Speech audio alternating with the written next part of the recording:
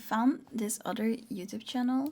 I haven't watched anything from this channel before, but it seems interesting. Chilling Scares. True horror content. Let's see. What shall we watch, Chad? Well, we're on the internet, right? We're on the interwebs. Disturbing internet anomalies? Surveillance cameraman. In 2013, a channel called Surveillance Cameraman was created on YouTube. And although the videos have all been taken down now, only accessible through a handful of internet archives, there was once a time when this channel went so viral that it was even featured in the news and in the Seattle Times newspaper. Although the videos are no longer visible on YouTube... Do you guys know Surveillance Cameraman? I've never heard of that before. Yes, Disturbing Internet Anomalies for Chat. Pretty much all of the Surveillance Cameraman videos follow the exact same formula. A man with a camera would walk around the streets of Seattle, go up to random people on the street, get in their personal space, and start recording them without their permission, and without even bothering to explain to people why he was recording or what he planned to do with the videos in the future. As you can imagine, a lot of people didn't take kindly to having a camera shoved in their face, but when his targets would confront him and ask him what he was doing, he would usually either stay completely silent, make slight grunting noises, or just say something extremely vague like, "I'm just recording a video." In some of his videos, people would naturally get pretty mad at him, but he never seemed to care and just kept on recording, even when being yelled at, chased away by his targets, getting stuff thrown at him, or having his camera even batted away. Deserved. Most of the time, however, people would just get self-conscious and awkward when they realized they were being recorded and would try to walk away from who they probably assumed was either a stalker or just a jerk with no consideration for their privacy and personal space. The channel was extremely weird, and if you take a minute to analyze Surveillance Cameraman's actions, it might seem like there wasn't a real purpose to his videos other than to maybe annoy people to get cheap views on YouTube. However, in one of his videos, he says something that suggests there was a deeper meaning to the channel. In his first video ever, he walks up to a young couple studying at a college campus, immediately pulls out his camera and starts recording them without their permission. That is so weird. That is so weird. After a few moments of awkward silence where the couple tries to figure out what's going on, the guy asks Surveillance Cameraman why he's recording them when they're just minding their own business, to which the uploader responds with a question. Something you would do. Can you ask us why you're taking a video? I would not do that. Just taking a video. Okay, well, I don't want to be taking a video. Why are you so worried about it? I'm not worried, you're just being annoying. Look at it this way. You ever go out, you ever go to the grocery store? You know there's like surveillance cameras everywhere? Yeah? It's not a big deal. But those surveillance cameras aren't getting put on YouTube. No, you're just being annoying. After the video was uploaded, a lot of people started to speculate that maybe the entire point of the channel was to raise awareness about how much we've sacrificed our privacy in today's world. How we've silently consented to institutions to record our every move and use the footage for means we're not 100% aware of. Although, this theory was never officially confirmed by Surveillance Cameraman himself. Even if it were true, putting cameras in strangers' face just to make a point is a pretty obnoxious way to make a social commentary. Throughout the rest of all his videos, there's almost... I want to say, like, they are like here with deep theories about what this guy meant with making these videos, and then the truth is this guy was just an annoying that just wanted to annoy people. There's a big difference between a surveillance camera and someone in the room with you recording you. Exactly! Exactly. And then he also puts it out on the internet. The camera is supposed to be protection. Yeah, this is the opposite of protection. Almost no further mention of the channel having a deeper meaning. Shortly after the channel was created, a local Seattle news station even made a report on Surveillance Cameraman, heavily leaning into the possibility that the channel was created to comment on a social issue. Shortly after, the Seattle Times even published an article about how the uploader's actions were making a lot of people question the meaning of privacy in the 21st century. Still, because YouTube pretty much wiped the entire channel's videos, it's hard to know the real motivation in recording random people on the street and posting it to YouTube. Honestly, I just think he was being annoying. And being annoying gets views. Annoying gets views, and this guy was ahead of the curve, exactly. I mean, you've seen all the other YouTubers, right? Keep doing illegal stuff, being rude to people in other countries because it gets views. He knew already. ForgottenLanguages.org. ForgottenLanguages.org is a very confusing website with all kinds of theories behind its possible meaning, which has led to the creation of a pretty deep rabbit hole around it over the years. Upon visiting the site, you'll be greeted with what appears to be a library of strange articles with some very weird images. What makes this website so strange is that none of these articles are legible, as they appear to be written in some sort of unknown language. Some of the articles do have snippets of English sprinkled throughout them, but for the most part, they're pretty much impossible to understand. When I type bullshit on the The keyboard. only way you'd be able to get an idea of what each article is about would be to look at the external documents being referenced in the article and do some reverse engineering to make an educated guess as to the article's subject matter. The further I ventured into the site, the stranger the topics of the articles started to get, with a lot of them being written on things like occult spirituality, alien technologies, the darker side of neuropsychology, and similar topics. Although some people have speculated that the entire site is written in complete gibberish and was just made as a complicated joke, others have claimed to have successfully translated some of the articles with advanced translation software. Oh? Many people seem to think ForgottenLanguages.org is the work of a mysterious woman who goes by the name Angel, along with 15 other close collaborators who are obsessed with using already existing languages to create a new, universal language that can be understood by living organisms other than humans. Wait, what? This is where it starts to get a little confusing, I'm as already the creators of the confused. website have also allegedly claimed that they made ForgottenLanguages.org to share some sort of secret knowledge with other speakers of the language around the world. Because some of the articles on the site seem to reference confidential government documents, lots of people have theorized that there's something deeper going on behind the scenes at Forgotten Languages, but so far none of this has been confirmed. I also found really elaborate association charts made by someone who wanted to find all the people connected to the website. But some of the associations look like a bit too much of a stretch, and it looks more like a conspiracy theory chart than anything else. Because the owners of Forgotten Languages have been uploading articles to their site for over 15 years, it's hard to believe they're doing it without a real purpose. If it were a hoax or some sort of ARG, this would be a pretty elaborate one. As I later found out, there's also Forgotten Languages YouTube channel with some very strange videos. Do they talk? A couple of other YouTubers have reached out to the channel owners who responded not to worry about the channel as the videos were all made as messages for their members or something like that. It's possible in the future more information on Forgotten Languages will surface, but for now, there's not really a concrete idea as to what the site is actually used for. Hi, Sia. Thrift Shop SD Cards. In 2014, a channel called Thrift Shop SD Cards was created on YouTube with the intention of uploading strange things that the channel owners found in the memory cards and cameras they bought at thrift stores. Oh my god. Since its creation, only 2 videos have been uploaded to its channel, with the most recent one dating back to September 2014.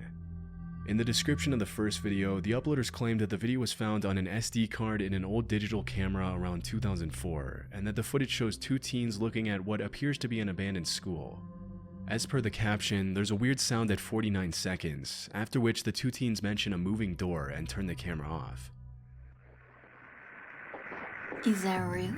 Wait a minute. Did you do that? Did that door just move? Did you? Nope. Nope.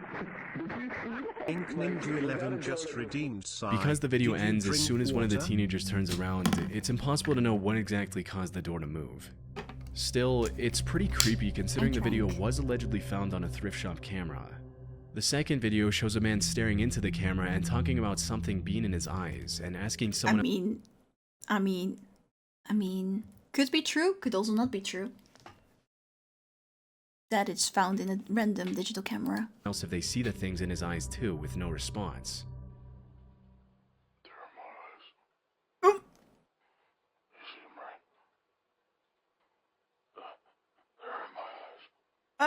Who's in your eyes, sir? According to the uploader, this video was You taken in have 2003. pretty green eyes. And although many people have found it Very a little pretty. disturbing, it's more than likely that the guy just had colored contact lenses in his eyes and was going to send the video to a friend asking if he could see them. Although of course this hasn't been confirmed, it's pretty likely that Why does he talk like that to his friend? Do you see that? Do you see that? They're in my eyes. Help me, Susie's dying. I mean, that was interesting. I mean, if it was real. It would be really scary, but I could literally make a channel like that. And then call it Found SD Cards. And then say that these are all footages from SD cards that I found, but actually it's just me making creepy stuff. Or attempting to make creepy stuff. Help me, Susie's dying. In the UK in the 70s and 80s, there were rumors that if you went to certain telephone booths and dialed a specific number, you would allegedly reach a woman with a flat, monotone voice repeating the same creepy phrase over and over. Help me, Susie's dying. However, on the internet, there's some contradicting information circulating about the whole thing. Many people disagree on the exact number you'd have to dial to reach the disturbing voice, and what the exact message you'd hear was, but the common consensus was that the number was simply 202020 or a similar combination of 2s and 0s. Over the years, the story's been reposted all over the internet on forums like 4chan and Reddit, and the first account of the Help Me Susie's Dying story I was able to find dates all the way back to the year 2000. Oh my god. A man from Lancashire named Rob Dickinson wrote about his account of what happened when he and a couple of his friends went into a phone booth in the mid-70s to see if the rumors were true. Rob's account was originally published in the It Happened to Me section of the 14 Times, a British magazine dedicated to publishing people's accounts of their Wait, it was real? Akko, it was real? Encounters with the odd, paranormal, and mysterious. I found a few more accounts of the same story in the same magazine, and although there was some contradicting information in some of them, they all agreed that the phone booths were located in or around the town of Burnley in the UK, and that the incident took place in the 70s and 80s. We have a witness in chat! Akko! If Akko did it, if Akko said they did it, then it's real. These few accounts are the only official sources of information available on the Help Me Susie's Dying incident, which makes it hard to confirm whether any of this is true. According to one of the most logical and believable theories that has surfaced regarding the disturbing recording, the voice was supposed to be a test not meant to be heard by the public. Oh. And it's possible that due to the bad quality of the recording back in the 70s and 80s, the voice could have been saying something completely different than what the users heard. It's possible that the voice... is it like the Laurel and... what was it? Laurel? And Jenny Laurel thing? Was saying something like, hold please user dialing, but because of the garbled sound of the recording, the dialer heard help me Susie's dying, and the whole story became a case of broken telephone. I guess that makes sense. Still, it's possible that some employees at the phone booth company programmed the test recording to the Jenny and Laurel sound that you can hear both. It was just one of those things that everyone did for there. Oh my god, I wish I could do it. Say something dark and disturbing as a joke. Sweet Peach. Sweet Peach is an extremely strange YouTube channel created in July 2017 featuring over 17,000 videos that don't seem to make any sense. All of the videos are the same, starting with an image of a couple of barcodes and eventually becoming a jarbled mess of colorful graphics, geometric shapes, and smiley faces while beeping tones can be heard in the background. Although the videos vary in length, most of them range from 2 to 9 minutes long, and despite the insane amount of videos that have been uploaded to the channel over the years, there doesn't seem to be any sort of meaning to Sweet Peach. Many people have come up with all kinds of theories to explain the channel's purpose, but it seems the channel is most similar to another channel called WebDriver Torso. On September 23, 2013, WebDriver Torso started uploading videos at a pretty insane rate, often every 15 to 20 minutes. Similarly to Sweet Peach, the videos consisted of simple slides with colorful graphics and constant beeping noises playing in the background. Although most of the 624,000 videos uploaded to the channel were pretty much the same, the channel gained a lot of public attention in 2014 when a couple of users found what appeared to be jokes sprinkled throughout some of the videos.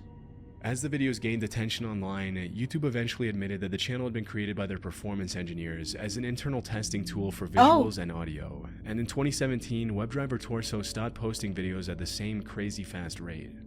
Still, WebDriver Torso remains active to this day, still posting videos on occasion.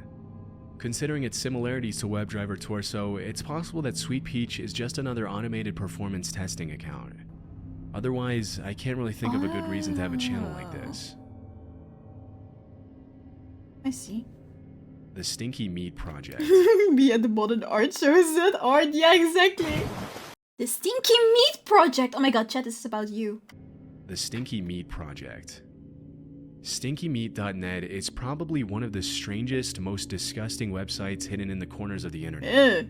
It's not necessarily disturbing, just incredibly weird. As per the website's description, the Stinky Meat Project was created in the summer of 2000 by a guy named Malin Smith, who thought it would be a good idea to take three different kinds of meat, put... This is what happened in the summer of 2000 when I took 3 kinds of meat. 19 days. And what? 1 million... Sorry. I stuck them in the yard of my all-winning neighbor. Of course, the neighbor eventually found the meat in his yard. Fortunately, I wasn't arrested, so I was free to do it all over again the following summer. The site answers burning scientific questions such as, where do maggots come from? What's that smell? How long can a plate of rotting meat sit in a neighbor's yard without them noticing and calling the police? Okay. I know I have too much time on my hands. I always complain about not having enough time, yet I continue to do dumb crap like this. Go figure.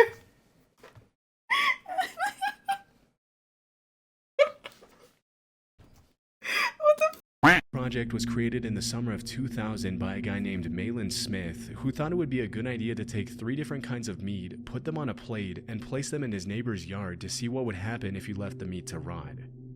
Long story short, because he never got arrested for his antics in his neighbor's yard, he decided to turn the Stinky Meat Project into something a little bit bigger. Ew. Over the years, Malin Smith and a couple of his friends have been taking different kinds of raw meat and documenting what happens when they leave the meat in random locations such as libraries, malls, parks, backyards, and even on top of their computers.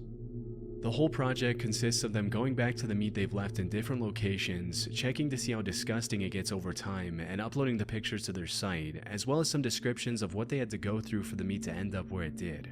Okay. There doesn't seem to be much more to it. The sheer effort they've put into the whole thing is pretty insane. Over time, Malin and his friends have even made some merch with the Stinky Meat Project logo on t-shirts, and it appears they even had a bit of a fan base at their peak. It seems the project is no longer active, but the website definitely still is, and probably will be for a while.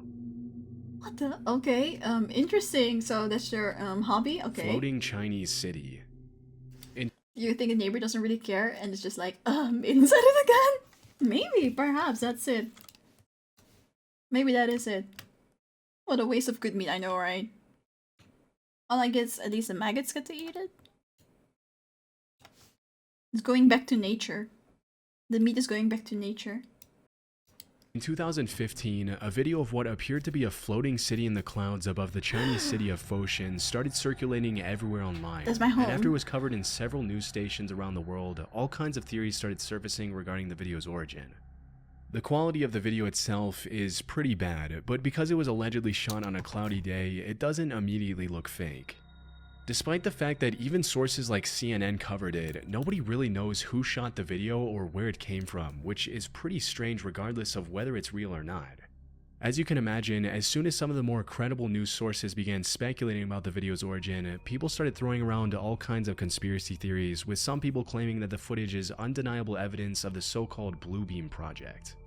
According to the now-deceased Canadian writer and poet Sergei Monast, Project Bluebeam was NASA's effort to broadcast holograms of the second coming of Christ all over the world to implement a totalitarian takeover of Earth by the New World Order. Although this is one of the wilder theories regarding the video's origin for sure, some of the other more credible theories that have also gained traction over the years suggest there's a more plausible explanation for the video of the floating city. According to one of the most believable ones, the floating city could have been a real video of something called a fata morgana, which is basically an optical illusion or a mirage caused by light rays being bent by extremely dense air trapped by alternating layers of warm and cold. This phenomenon sometimes causes boats and ships on the ocean to look as if they're floating above the water in the distance, or that there's water in the distance on the road. Still, to say the floating city looks anything like what even the most impressive Fata Morgana usually looks like is a huge stretch, suggesting the very real possibility that the video was somehow faked. Skyland is real? Skypea? Project Red Sun. In 2012, supposed footage of a secret NASA mission to Mars in 1973 started gaining massive traction online. Many people bought into the theory that NASA had launched a covert project codenamed Project Red Sun in the late 60s and early 70s to land human beings on Mars and establish relationships with aliens without the general public noticing. The footage itself starts with a blue screen warning viewers that the video is not meant for public distribution, after which we see 3 minutes of blurry, wobbly footage of the supposed Mars landing. At first glance, it's hard to know what to make of the video, and it's not hard to see why many conspiracy theorists tried to position the footage as proof that NASA had been working with aliens for the past 50 years while keeping the public completely in the dark. Obviously, the most logical explanation is that the video and the theory behind it are fake. Some people have claimed that the footage is the work of the Faking Hoaxer, a small The channel on Faking YouTube that has Hoaxer? released similar footage in the past and promoted it as real. It might also be worth mentioning that John Moonwalker, the YouTuber who originally uploaded the video back in 2012, has uploaded similar videos of questionable origin in the past. The most popular video on his channel, uploaded 14 years ago, is titled Apollo 17 Alien Encounter, and it shows some obviously edited footage of a moon landing. So just with that, we have to take everything published by the channel with a grain of salt. A lot of people seem to favor the idea that the footage was created using some of NASA's still images of Mars and manipulating them with some basic editing software. But there are of course people in small pockets of the internet that still believe this is real, despite the overwhelming evidence against it. We always have that people to believe it, even though it's obviously fake. Well, thank you for watching the video. If you liked it, please make sure that you like and subscribe so you can see more videos like this one next time. If you're a fan of the spooky and you like gaming, I also stream live on Twitch. We mostly play spooky games, so come and join us. Again, thank you so much for watching and hope to see you next time. Bye!